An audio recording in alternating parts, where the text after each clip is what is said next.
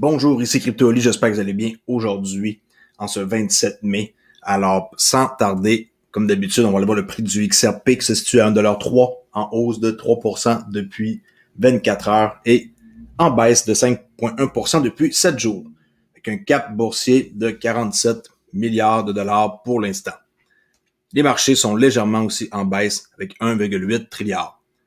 Fiat Leak, après une baisse soudaine ici, on a remonté après ça à 1,4$ pour stagner à 1,2$, un range de 93 centimes à 1,4$. SKL, Engine, REN, New, Mana, les grands leaders, 51 gagnants contre 11 perdants présentement sur Fiat Leak. Alors, on va voir un article ici que j'ai trouvé sur Ripple, sur Crypto Potato, excusez-moi, en coup que Ripple va devenir public après le procès de la SEC. Et ouais, c'est ça que le PDG a confirmé. Alors, s'exprimant lors du consensus 2021, Brad Garlinghouse, le CEO de Ripple, pour ceux qui ne le savent pas, a confirmé que Ripple prévoyait toujours de rendre public Ripple après le procès contre la SEC. Ripple Labs a l'intention de devenir une société cotée en bourse après avoir réglé le procès contre la SEC, a confirmé le PDG. Lors d'une autre entrevue, Brad Garlinghouse a également déclaré que XRP était un jeton inflationniste zéro, contrairement à Bitcoin et Ethereum. Brad Garlinghouse, pour ceux qui ne savent pas c'est qui, le CEO de Ripple. Qu'est-ce que vous en pensez? Vous pensez vraiment que Ripple va être coté en bourse? Oui? Non? Faites-moi le savoir dans les commentaires. Cet article est assez récent, 27 mai, 7h39 du matin. Ici, il est 9h49 du matin, heure de l'Est, Québec. On continue ici avec PayPal, qui permet aux utilisateurs de déplacer leurs cryptos dans des portefeuilles tiers. Ils sont en train de monter leur système là.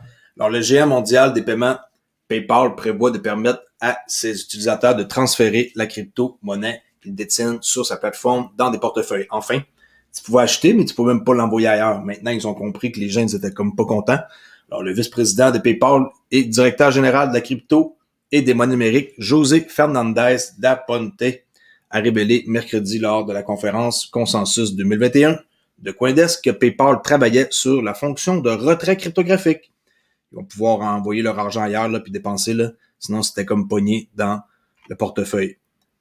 C'était évident là, que plus tard, il allait changer d'avis, c'était clair. Là. Faut pas rester comme ça éternellement, puis les gens ils auraient été mécontents, puis ils auraient juste vendu leur crypto, puis ça aurait été mauvais pour eux. La finance décentralisée qui soulève des défis importants pour les investisseurs et les régulateurs. C'est ce que déclare Gary Gensler, le nouveau chairman de la SEC. Le régulateur a suggéré qu'un régulateur de marché dédié offrirait une certaine protection contre la fraude et la manipulation. La finance décentralisée, pour ceux qui ne savent pas c'est quoi, DeFi, D-E-F-I, pourrait poser de nouveaux défis aux investisseurs américains. C'est ce qu'a déclaré mercredi, hier, le président de la SEC, Gary Gensler, que c'est cet homme ici, qui est entré en poste il n'y a pas très longtemps. On a hâte de voir, d'ailleurs, qu'est-ce qu'il va faire avec le cas de Ripple. Le secteur de la crypto-monnaie présente divers risques pour les investisseurs sur les marchés et des défis pour les régulateurs des valeurs mobilières.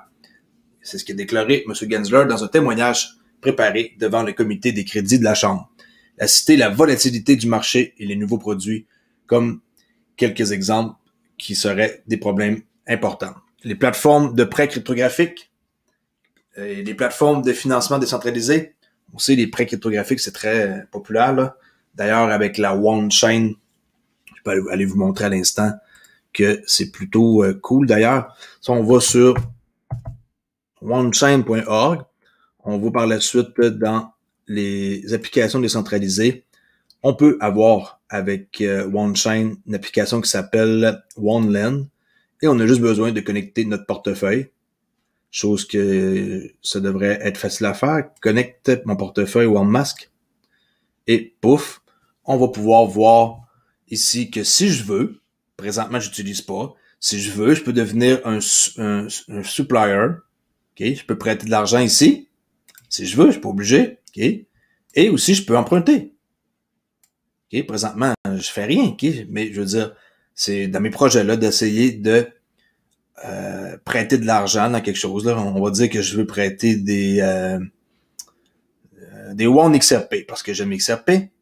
bah, ça donne seulement un retour annuel de 2,46, ce qui est pas terrible. Puis ceux qui empruntent, OK, borrow, ceux qui empruntent du XRP, ben, ça leur coûte 6,64%. Là, on voit le montant total ici versus ceux qui empruntent. Il y a des monnaies qui sont vraiment intéressantes, comme le WAZ. Ici, un jeton de gouvernance sur la OneChain, 25% en prêtant ça. Ça, c'est vraiment intéressant. Sinon, qu'est-ce qu'il y a d'autre d'intéressant? 4%, 5%. En gros, le jeton de gouvernance de WAZ ici est très, très, très populaire. Je trouve que c'est quelque chose qui vaudrait peut-être la peine de s'y intéresser plus. D'accord. Alors, c'est ça l'exemple que je voulais vous donner par rapport à quelqu'un qui parle ici de... perdu mon article. J'ai un petit instant. Quelqu'un qui parle des plateformes de prêt de cryptographique, c'est ça, OK? On prête de l'argent.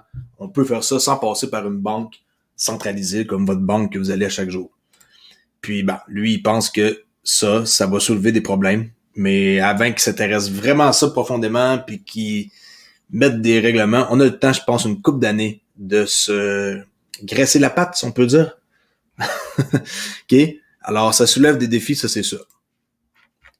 Brian Brooks, qu'on sait que maintenant il est rendu pour Binance US, dit que le dollar numérique est plus une discussion qu'une réalité. Selon lui, construire des monnaies numériques de banque centrale n'est pas la manière des Américains. C'est ce qui est déclaré sur CoinDesk.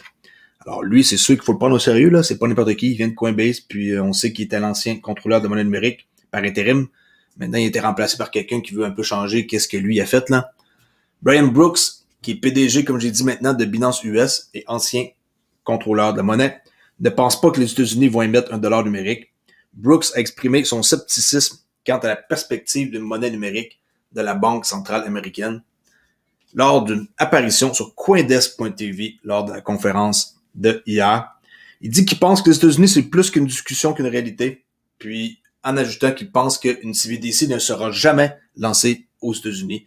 Ce n'est pas ce que nous faisons dans ce pays. Demandez au gouvernement de construire des structures innovantes. Qu'est-ce que vous en pensez? Pensez qu'il a raison, Brian Brooks? C'est embêtant pareil, hein? C'est un peu surprenant. Je suis un peu déçu d'entendre ça en même temps. Mais qu'est-ce qu'ils vont faire? J'ai hâte de voir. Là, les États-Unis, c'est inquiétant de voir vers quoi ils s'enlignent. Hein? On sont cachetés pas mal. Ils nous disent vraiment pas tout qu'est-ce qu'ils veulent nous dire. Hein? Ils gardent pour eux, puis ils nous donnent juste le minimum d'informations là. On continue sur Crypto News. Charles Hoskinson qui nomme 3 raisons pourquoi Cardano est supérieur à Ethereum. Alors que Cardano est souvent qualifié du tueur d'Ethereum, Hoskinson a déclaré à Yahoo Finance qu'Ethereum se tue en remplaçant l'actuelle blockchain de preuve de travail, POS, qu'on appelle POW, excusez-moi. Présentement, c'est ça, le POW, Proof of Work, okay? Preuve de travail comme Bitcoin, par Ethereum 2.0, une nouvelle itération de preuve de participation. Hoskinson affirme que Cardano est le leader du marché des POS et qu'il mène le combat. Nous menons ce combat, nous étions les premiers sur le marché. Le moteur ne fait pas d'une BMW une BMW. Cela en fait partie. Mais si vous avez besoin de tout un écosystème, de toute une collection de choses.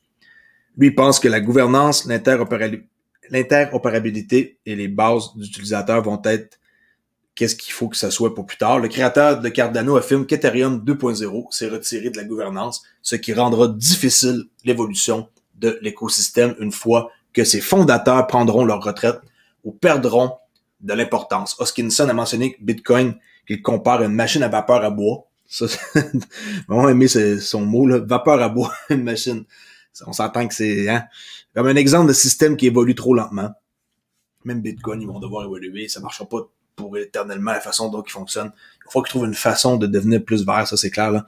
Vous avez ces développeurs principaux de Bitcoin qui veulent désespérément faire évoluer le système, même si les développeurs principaux veulent mettre en œuvre plusieurs améliorations telles que des comptes intelligents et des chaînes latérales. Ils ne peuvent rien faire. Tout est dit ici. C'est clair que pendant ce temps-là, Hoskinson dit que l'activation de la gouvernance en chaîne est un élément essentiel de la feuille de route de son projet. Gouvernance en chaîne. Pas compliqué. Les gens ils gouvernent puis décident qu'est-ce qu'ils veulent faire. Ethereum, il va falloir qu'ils se dépêchent à arriver à qu'est-ce qu'ils veulent. Ils sont loin d'arriver à leur Ethereum 2.0. Ça risque de prendre encore un sacré bout de temps. Puis, il dit aussi, intéressant, hein, comme personne, là, vraiment très brillant, dit qu'également Ethereum est moins interopérable que des protocoles comme Cardano, Polkadot, Cosmos, qui prévoit des dispositions spéciales pour les sidechains. Les sidechains, on sait c'est quoi, là? C'est des chaînes qui opèrent entre eux autres. OneChain en est un parfait exemple, que je suis capable de faire à peu près n'importe quoi, de prendre à partir de... On va vous montrer encore un instant. Oups, ma souris, elle me donne du trouble. OneChain.org, et on s'en va par exemple ici sur... attendez un instant. Comme ça, je m'envoie sur CrossChain, et je peux, à partir d'ici, m'en aller, par exemple, supposons que je veux prendre des XRP. OK, je m'en vais dans XRP. Ensuite, je veux prendre des XRP, par exemple, qui sont sur mon portefeuille Decent. Alors, XRP, Asset. OK, en premier, je m'envoie ici. XRP.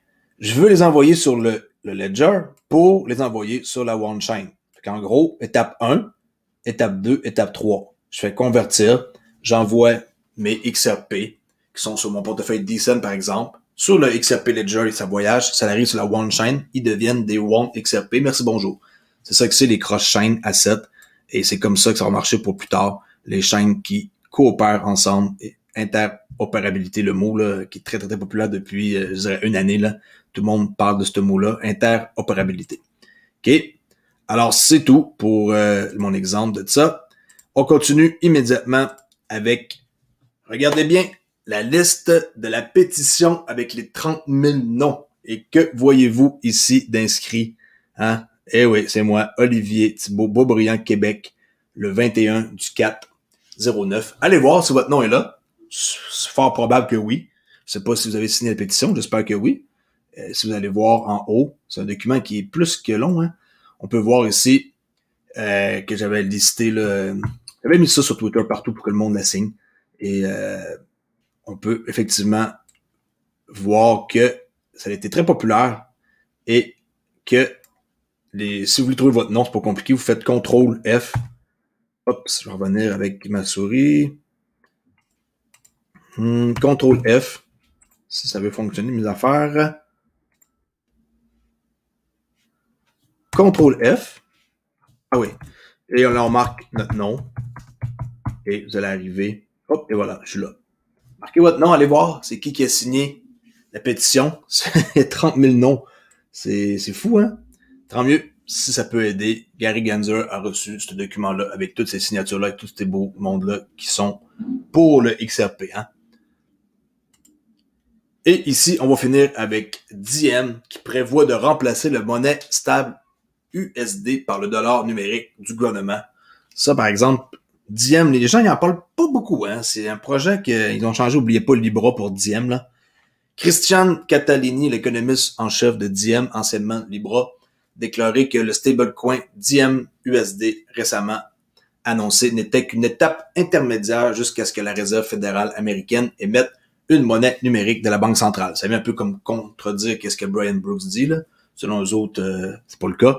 Alors, Diem s'est engagé à faire disparaître, par exemple, le dollar Diem s'il existait un dollar numérique émis par la Fed, a déclaré Catalini lors du consensus 2021. Le secteur public a un grand avantage comparatif dans le développement de tout ce qui va voir avec la stabilité, l'argent et la préservation de la valeur et la politique macro-prudentielle. Quel beau mot, hein? Nous ne voulons pas changer cela. En fait, nous voulons tirer parti de cette infrastructure et en tirer parti pour accélérer les cas d'utilisation pour les consommateurs à la fois au niveau national et mondial. Le modèle d'affaires, c'est pas compliqué. OK, on va finir avec ça ici, là.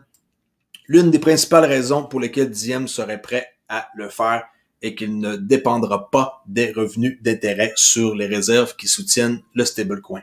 Qu'est-ce qu'ils vont avoir à place? C'est que les réserves se présenteront principalement sous la forme de bons du trésor. Ça, par exemple, j'avoue que c'est plutôt intéressant, là. OK? Bons du trésor avec des maturités inférieures à 90 jours. Alors, c'est comme pas long, là. On peut dire, là. Bons du trésor inférieur à 90 jours Au lieu de cela, Diem générera des revenus à partir des frais de transaction qui, selon elle, seront très bon marché à moins de 0,1%. Bon, l'économiste n'a pas mentionné ses partenaires tels que Facebook comme la raison pour laquelle les coûts pourraient être bas compte tenu de l'échelle potentielle qu'ils pourraient atteindre. Là. On s'entend que derrière ça, on s'entend que c'est clair que Facebook, ils ont les reins solides pour pouvoir soutenir ça. Puis aussi, la restriction sur la finance décentralisée, là, les autres, ils sont pas trop pour ça. En tout cas, je sais pas où est-ce que ça s'en va, Diem, mais c'est sûr que c'est pas une petite affaire. Soyez-en sûrs. Alors, CryptoEli, si vous ne connaissez pas, allez sur ma chaîne. J'arrive bientôt à 5000 abonnés. Je vais pouvoir faire mon tirage probablement dans les prochains jours. Ça va dépendre du nombre d'abonnés qu'il va y avoir, là. D'ici une semaine, peut-être, si je suis chanceux. Hein? C'est pas moi qui décide si les gens s'abonnent à ma chaîne ou pas.